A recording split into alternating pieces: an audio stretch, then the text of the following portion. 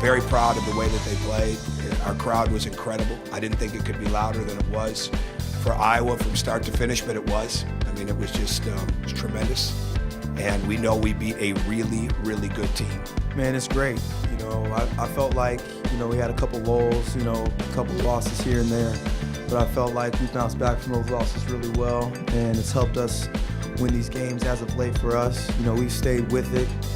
We've got a very communicative team, I feel like. We're always talking to other teams' tendencies. What these guys do, we listen to each other. You got to give them credit, though. I thought their pressure bothered us, what they got into us. They made it difficult for us to catch. Not really in the post, but on the perimeter. Anytime you can't catch on the perimeter, you can't break people down, and it's going to make it harder to get to the rim. Hello and welcome to Assembly Hall for another edition of Hoosier Quick Hits. I'm Brandon Farkas alongside Dimitri Bubaris. And the Indiana Hoosiers just defeated the Purdue Boilermakers 77-73 here at their home court. The Hoosiers now 12-3 in Big Ten play. Hoosiers got off to a hot start. Yogi Ferrell and Troy Williams each with 14, which actually tied the Boilermakers total at the break. Just talk about the hot start that the Hoosiers had there in the first half. Well, the big stat category to look at is points off of turnovers. Indiana in the first half, 16, Purdue 0. Large part of that was because Purdue turned the ball over 8 times, Indiana only once.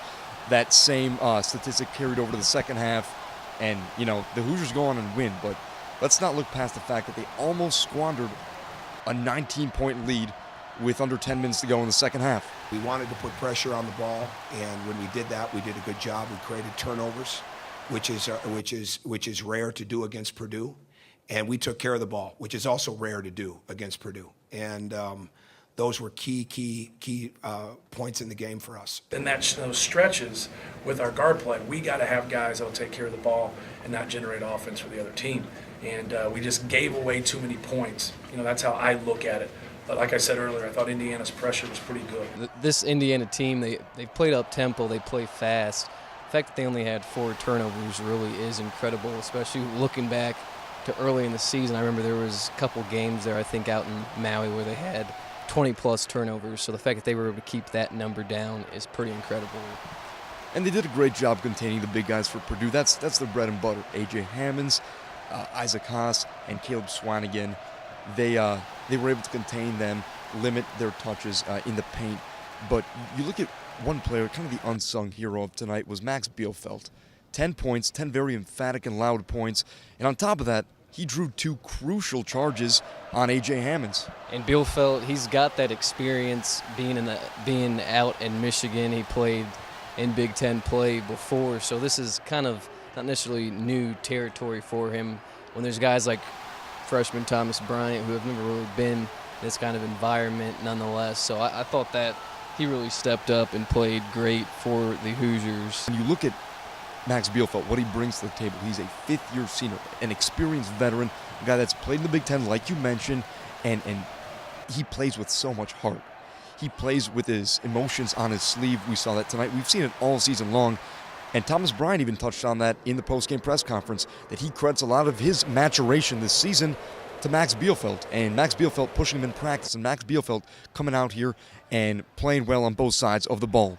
Me coming in, being a freshman, not knowing the ways of the Big Ten so much, and also playing in these big games, it helps from learning from Max, who's a big man, to help me, down there in the post, or tell me, what can happen or what might happen.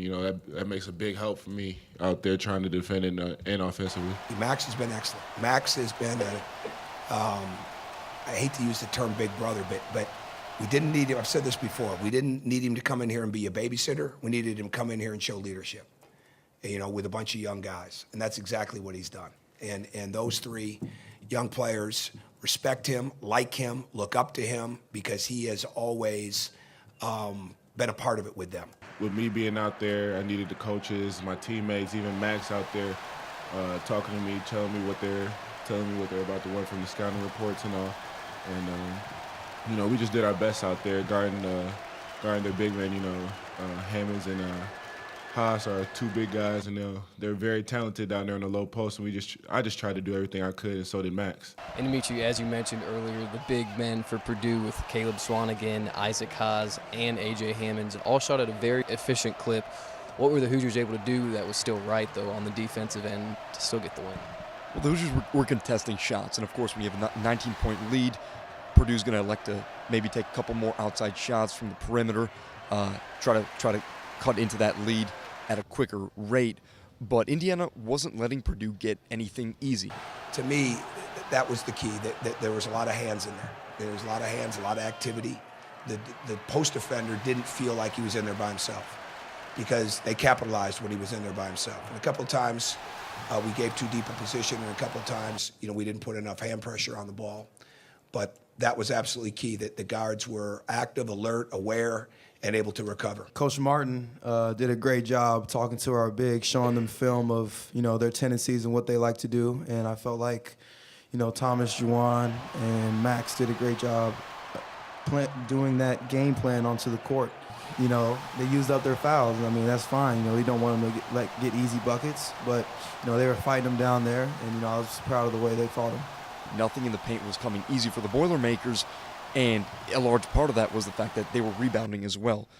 The Boilermakers weren't getting their own boards, and in change, weren't able to put up any second chance shots. And Brandon, for the first time since 2007, 2008, the Hoosiers have beaten Purdue not only in football, but in basketball in the same season. It's pretty special. Yeah, it is very special. It makes it even more special that this is the only time during the regular season that these two teams meet up. It's in Assembly Hall, so the home court definitely was in favor for the Hoosiers, but nonetheless, Hoosiers getting this one 77-73, now 22-6 on the season. Again, 12-3 in Big Ten play as the Hoosiers stand at the top of the Big Ten. Well, we will have plenty more coverage from this game and on our show this upcoming week for Hoosier Sports Night. But that'll do it. The Hoosiers will have a nice little break here. They don't play until Thursday on the road against Illinois. They really control their own destiny. But that'll do it for Dimitri Bubares. I'm Brennan Farkas. Thanks for watching.